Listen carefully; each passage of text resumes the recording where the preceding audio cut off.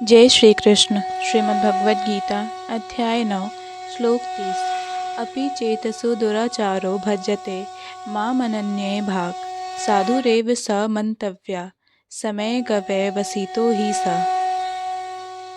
यदि कोई जघन्य से जघन्य कर्म करता है किंतु यदि वह भक्ति में रत रहता है तो उसे साधु मानना चाहिए, क्योंकि वह अपने संकल्प में अडिग रहता है। तात्पर्य इस श्लोक का सुदुराचार शब्द अत्यंत महत्वपूर्ण है, अतः हमें इसे ठीक से समझना होगा।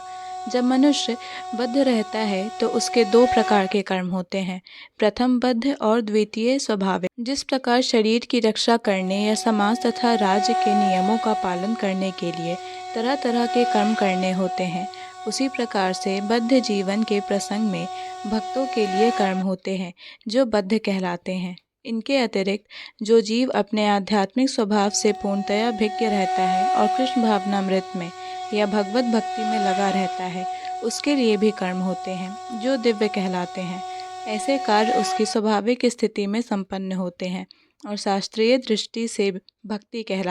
बद्ध अवस्था में कभी कभी भक्ति और शरीर की बद्ध सेवा एक दूसरे के समांतर चलती है, किंतु पुनः कभी कभी वे एक दूसरे के विपरीत हो जाते हैं। जहाँ तक संभव होता है, भक्त सतर्क रहता है कि वह कोई ऐसा कार्य ना करे जिससे यह अनुकूल स्थिति भंग हो।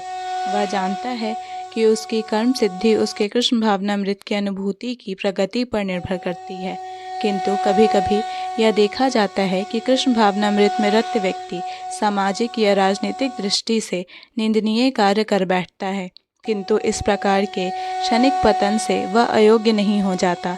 श्रीमद् भागवत में कहा गया है कि यदि कोई व्यक्ति पतित हो जाए किंतु यदि भगवान की दिव्य सेवा में लगा रहे तो हृदय में वास करने वाले भगवान उसे शुद्ध कर देते हैं और उस निंदनीय कार्य के लिए क्षमा कर देते हैं। भौतिक कल्मश इतना प्रबल है कि भगवान की सेवा में लगा योगी भी कभी कभी उसके जाल में आ फंसता है, लेकिन कृष्ण भावनामृत इतना शक्तिशाली होता है कि इस प्रकार की आकस्मिक पतन तुरंत रुक जाती है। इसलिए भक्ति योग सदैव सफल होता है।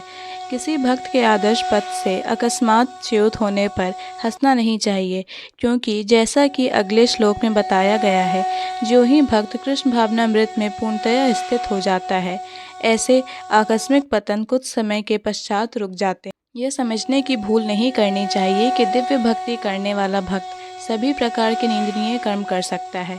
इस श्लोक में केवल इसका उल्लेख है कि भौतिक संबंधों की प्रबलता के कारण कभी कोई दुर्घटना हो सकती है। भक्ति तो एक प्रकार से माया विरुद्ध की घोषणा है। जब तक मनुष्य माया से लड़ने के लिए पर्याप्त बलशाली नहीं होता, तब तक आकस्मिक पतन हो सकते हैं, किंतु बलवान होने पर ऐसे पतन नहीं होते। जैसा कि पहले कहा जा चुका है, मनुष्य को इस श्लोक का दुरुपयोग करते हुए अशोभनीय कर्म नहीं करना चाहिए या नहीं सोचना चाहिए कि इतने पर भी वह भक्त बना रह सकता है। यदि वह भक्ति के द्वारा अपना चरित्र नहीं सुधार लेता तो उसे उच्च कोटि का भक्त नहीं माना चाहिए। जय श्री कृष्ण।